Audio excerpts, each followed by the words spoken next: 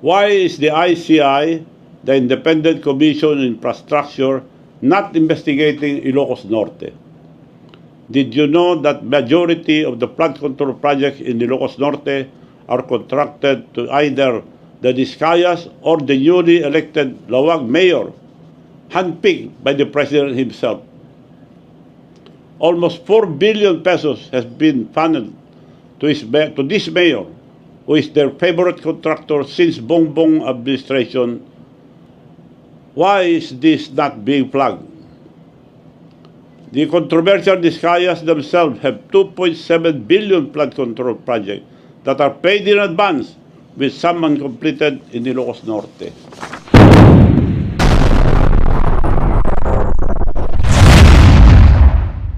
My fellow Filipinos, I speak to you today as a Filipino who has dedicated my life to public service and loved this country too much to stay silent. I once believed our nation was finally rising, only to see corruption pull it back down again. Our people are struggling. Prices are high. There is flooding everywhere, and billions are being lost to corruption.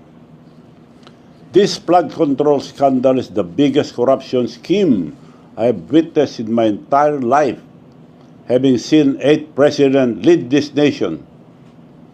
This is an obvious, well-orchestrated scheme created by this administration to exploit the country's national budget for personal gain. The floods have only worsened during Marcos Jr. administration. Why? Because there was never a master plan for flood control. Only scattered projects approved anywhere and everywhere, without coordination, flood mapping studies, or honesty. Worse, our farmers' crops keep getting destroyed because a dike meant to protect the river failed.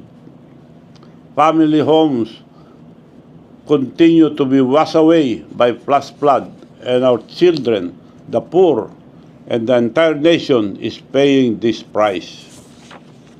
The BBM administration has invested ₱500 billion in flood control alone. More than 9,800 flood control projects have been built, but why do the floods keep getting worse? Let us speak plainly. Public funds are not released easily. There is a process, and at the very top of that process sits one man, the President of the Republic of the Philippines. Every year, before Congress sees any line item, the President reviews and approves the National Expenditure Program, the NEP. That is the master plan of where our money will go. Without his signature and approval, it cannot move forward. The Department of Budget and Management, or DBM, then prepares and releases the funds with the President's approval. The Department of Public Works and Highways, DPWH, who also takes orders from the President, implement the project. These are not independent agencies.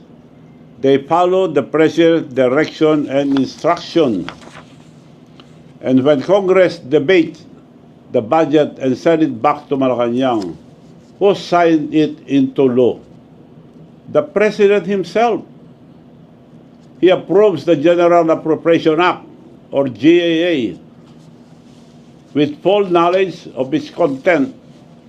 So when the Congress and Senate inserted 450 billion in public work funds and Marcos Jr. vetoed only 29 billion, it means he personally reviewed the remaining 421 billion pesos in infrastructure. It is also means he conferred with his first cousin Speaker of the House of Representatives, Martin Romualdez. He also chairs the Cabinet Cluster of Disaster Preparedness and Infrastructure, which means he should be leading the creation of a genuine, science-based national flood control plan. He is responsible for the long-term plan of his own Build Better More program.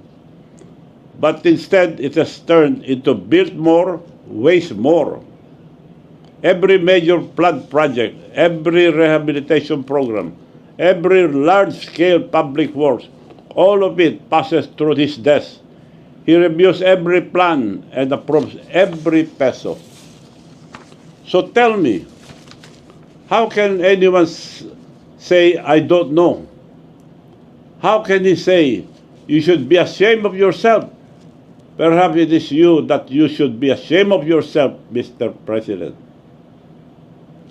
Filipinos' hard-earned pesos have disappeared into flood controls projects like ghosts. Who carries the ultimate responsibility? It is not the officials, not the engineers, not the contractors.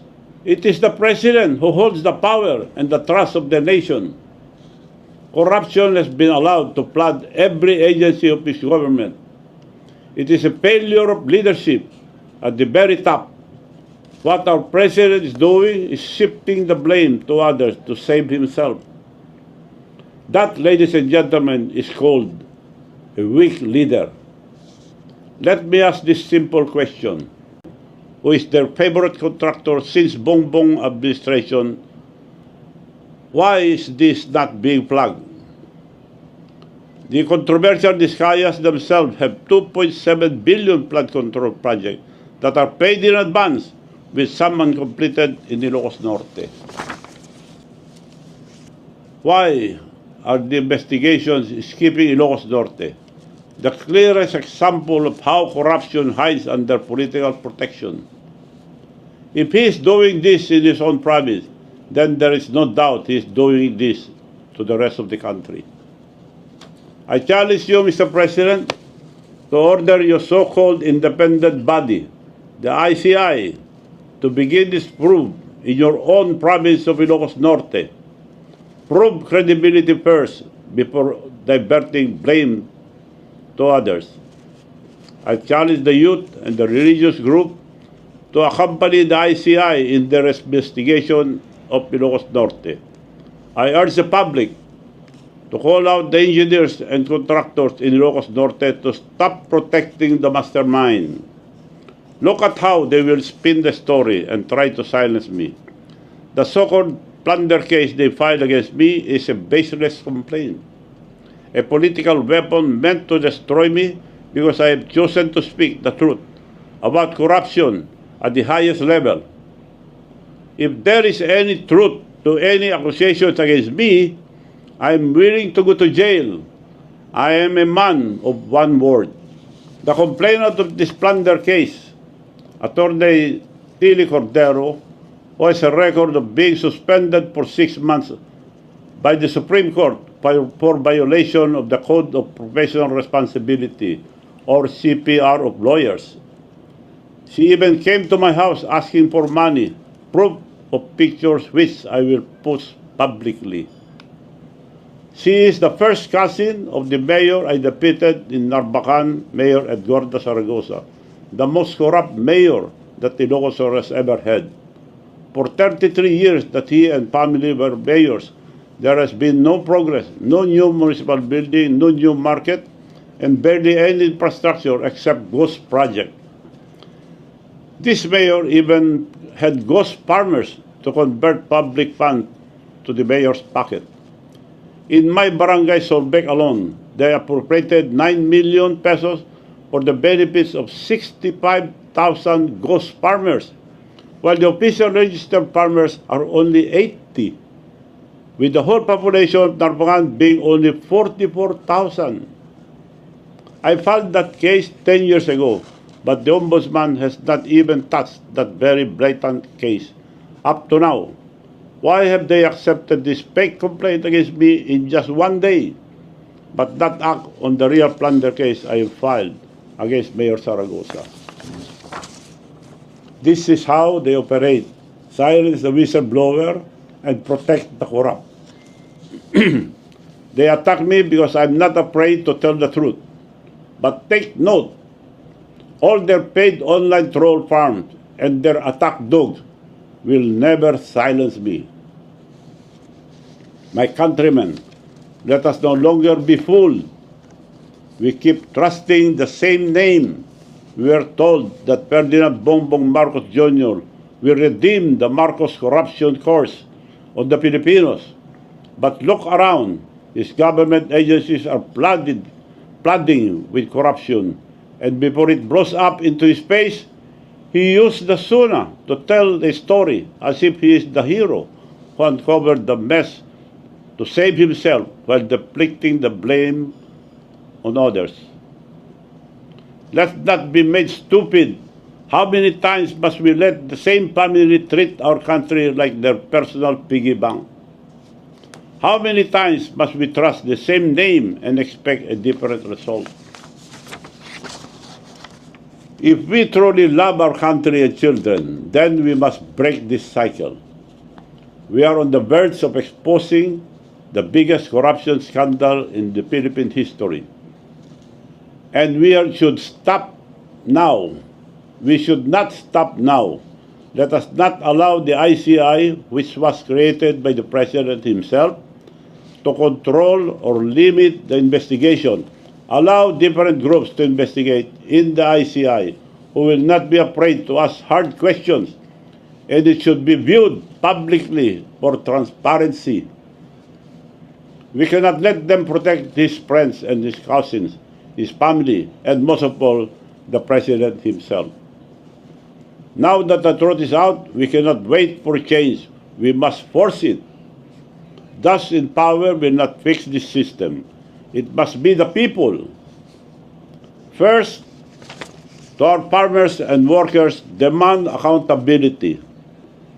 Your fields are still flooded, even after billions have been spent. Your roads keep collapsing after every storm, and your towns still sink in mud.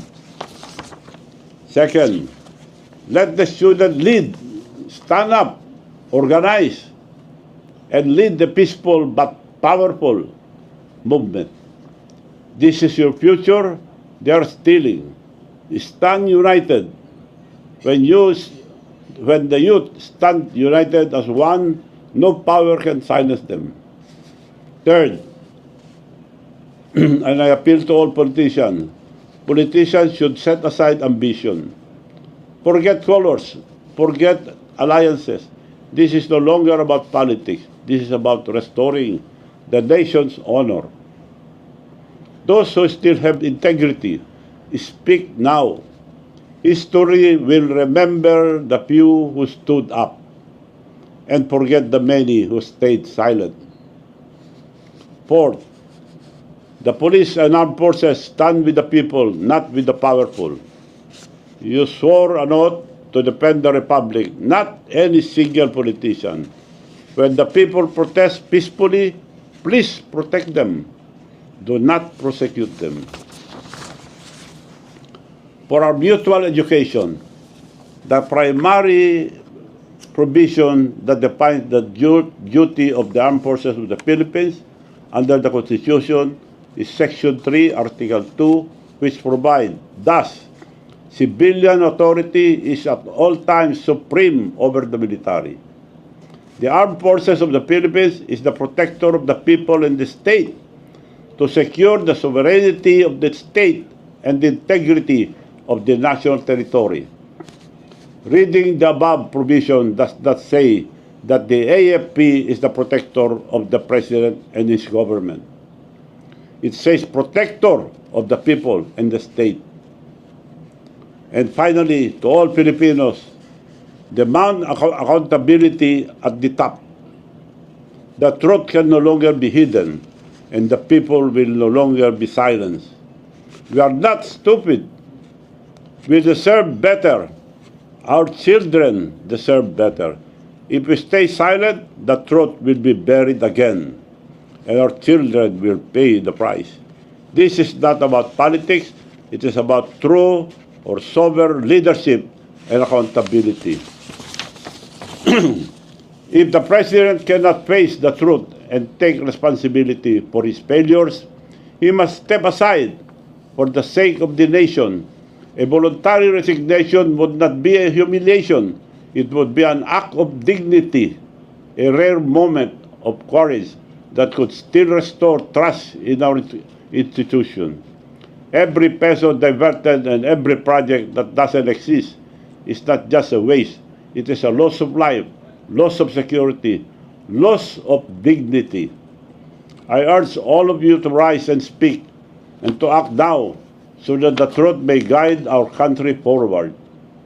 Thank you, and may God bless the Philippines. This is Manong Chavit Singson.